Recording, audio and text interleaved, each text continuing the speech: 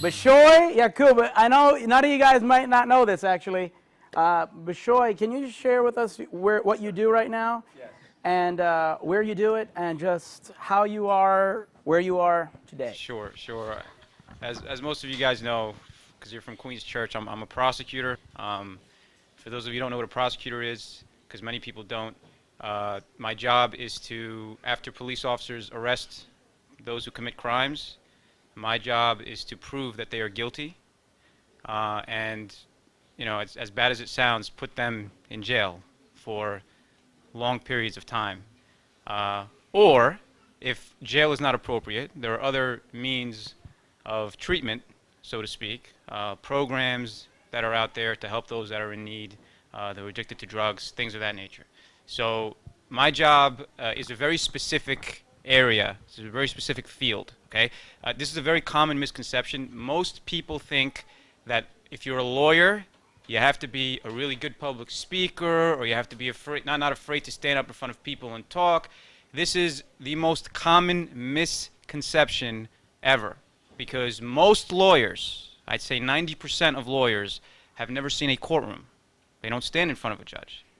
Okay, so when you're thinking about your career, okay, and I'm not just saying this because we need more lawyers. The Coptic Church definitely needs more lawyers, but I'm not saying it for that reason. What I'm saying is, don't automatically, you know, just knock out law as you know, as an opportunity for you, because you can't stand up or you feel like you can't, you know, you're afraid of speaking in public. It has nothing to do with that. Okay, I mean, Sarah brought up a couple of examples of how, you know, you practice law. Think about any type of business you've ever been to, or any field that you plan on going into, or any field that there is out there. Everyone needs a lawyer. Every doctor needs a lawyer. Every entertainment business needs a lawyer. Every sports player needs a lawyer. There's numerous areas of law that you can practice in. So, you know, if you're not certain, you know, keep an open mind about that. That's important to know, and I'm glad I have an opportunity to share that, because most people don't know that. And did you know that you wanted to get into prosecution when you were in law school? Actually, I did, which is kind of weird. Not necessarily prosecution, but believe it or not, everybody here knows O.J. Simpson, the guy who murdered his wife and her friend. Allegedly. Oh, I'm not a lawyer. That was pretty good. It was good. He murdered his wife, okay? And he was found not guilty, okay? He wasn't innocent. He was found not guilty. There's a difference, which means there wasn't enough evidence to prove that he committed the crime. Does not necessarily mean he didn't commit the crime. Everybody got it? Okay. So I was watching that trial, and I couldn't believe that there was all this evidence against this man, and he was somehow found not guilty. And by the way, even though he was let out, God works in mysterious ways, because he's now serving about 33 years in jail for something else that he committed a long time after that. So anyway, not to talk about prosecution too much. Watching that trial actually inspired me to become not only a lawyer but a prosecutor, because I was interested in that field. But again, like I said, don't think that, you know, and as a prosecutor, I do stand up in court, and I do, you know, prove people guilty in the jury trials, and, you know, everything you see on TV, all that stuff. But again, there's a reason why they show you that stuff on TV, you know, and that's why the misconception is there, is because everybody thinks, oh, what I see on TV is what it really is like, whereas it's a very, very small field that actually does that. It's a very small area. And in terms of your law school experience itself, can you share a little bit about that? Like, in terms of, is there a competition? I believe there might be some competition. Yeah, law school is actually, I mean, the law school I went to is very cutthroat, meaning very, very, very, very competitive. No one likes to share information. Everyone, was it like that for you? Really? You know, I actually, when I went to law, I went to St. John's Law School, okay? And when I graduated from there, I said, oh my God, I cannot believe that law school is like this. And then I ended up finding out like a year later that St. John's is #2 in most competitive law schools. I didn't know that while I was there, okay? Which explained my horrible experience. There are other people, you know, who, you know, as he was just saying, he didn't experience that in law school. But my specific experience, it was very competitive. It's doable. You study, you know, and you do well. You don't study, you don't do well. Very simple. It's not brain surgery. Ashraf, thank you for joining us and being a part of this panel. If you could just share a little bit about your story, that would be awesome. Like Bishoy, there are different types of lawyers, and that's something I think you guys should understand, because when I went to law school, I had no clue what I was getting into. And in fact, I didn't even know what a lawyer was. Law school for me was like, oh, it's 3 years and it's easier than medical school. So law school, don't do that. Don't do that at all. But God, yani, thank God that I loved law school, and I loved the idea of the law, and I finally, after 3 years, I had an idea of what it became to be a lawyer. And there are different types of lawyers, which is what Bishoy is saying. There's, as you said, there's a transactional lawyer, and that's what I am. It's just a big name for a corporate lawyer. And then there's courtroom type lawyers, people that go to a courtroom, either they defend somebody or they put people in jail. And that's what you do. Hopefully guilty people in jail. That's the goal. But OJ was innocent, I think, from what I saw on the TV, at least. He was, allegedly, yeah. And then, but those types of people are called litigators, and it's a whole different field of law. I wouldn't know how to do anything in a courtroom, but I was trained in a corporate sense, so that means that I give advice to companies. My clients are companies. They ask me to write contracts. I write contracts for them. They ask me how to get out of contracts. I don't have anything to do with courtrooms. If you want to sue somebody, you talk to the guy next door. So that's my background. And as I said, I think the advice, I'm anticipating your question. Oh, I love that. That's a great question. The advice I'd give you when it comes to going to law school is spend some time to know what you're getting into. Talk to people like Bishoy, and these things are great. Try to understand what a lawyer is. Try to understand what the career is like, and what type of people lawyers are, how they think. They teach you how to think differently in law school. And if that fits the way you think, does it fit your personality? Unfortunately, or fortunately, depending on how you look at it, successful lawyers have a type of personality. Is that fitting of who you are? And sometimes, like Makar was saying, you can fall into a lot of traps, especially in law, that's not Christian at all.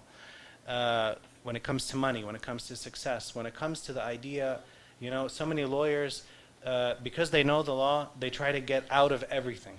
They know every single technicality to get out of and break every law, and yet it's not breaking the law.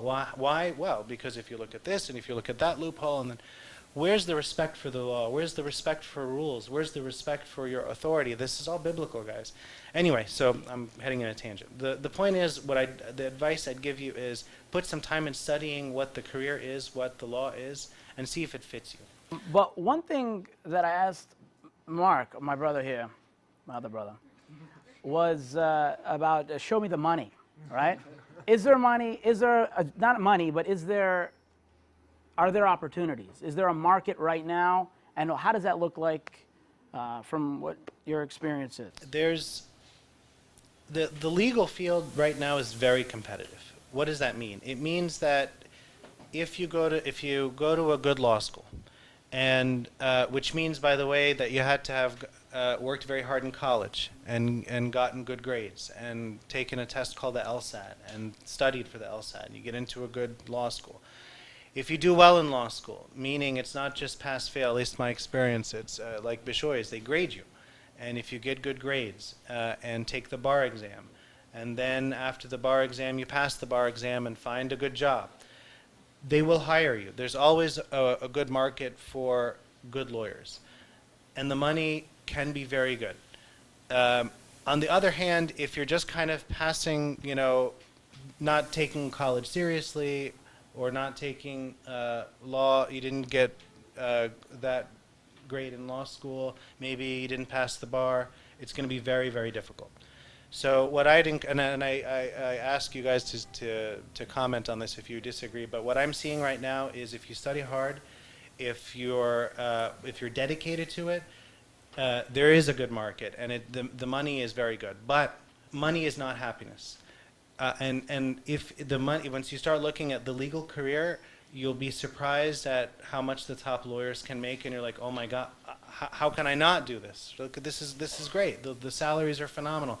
People can make millions of dollars, and millions, I'm not exaggerating. Money is not happiness. There's something in our field, it's kind of a joke, called the golden handcuffs. You know what the golden handcuffs is? The golden handcuffs are, you start in a career and you get used to having this huge salary. But guess what? Now you're handcuffed to your job. The moment you hate your job, well, too bad. You got used to the salary. You got used to the nice place. You got used to the cars. You got used to all the perks. I can't give up my Armani suits. Are you kidding? Or a Mercedes? Who drives anything less than a Mercedes, right? If that's the type of lifestyle you get stuck into, you're stuck in this profession. It's not Christian, and it's really not good for you as a person. Anyway, I spoke way too much. So. Can I just add something to that? The field of law, okay? You don't have to pick a job that makes a lot of money, okay? I didn't, and I'm very actually happy to say that. That I actually became a prosecutor with the expectations, okay, to actually go to the other side and become a defense attorney, because that's usually what people do, is they start off as a prosecutor, they learn the ropes, and then they switch sides. And with switching sides comes a lot more money, comes a lot more freedom, comes it's just a better life, quote unquote. And I put quotes on that because it's a worldly better life, okay? But in the area of law, you can work for the government and, for example, become a judge or go into politics.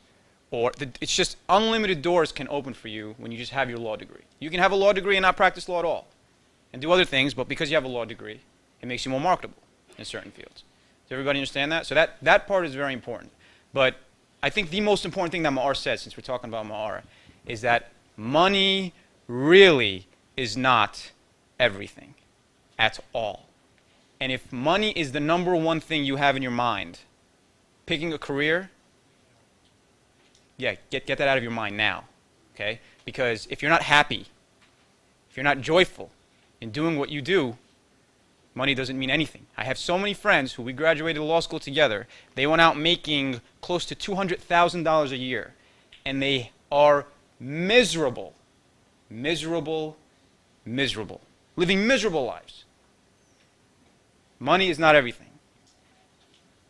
Pick a job or pick a career where you have time to serve God in your life, where you have time to go to church, where you have time for your family. Because Ma'ar said something, he said, you know, in the future, you have to think about the future. No, I'm going to think about the future for you. Okay? Church life is a necessity. Family time is a necessity. It's not something that, will I be able to, can I succeed without, you know, family for a while? No. That has to be weighed in to your calculations as to what you want to do. Money comes after all of that.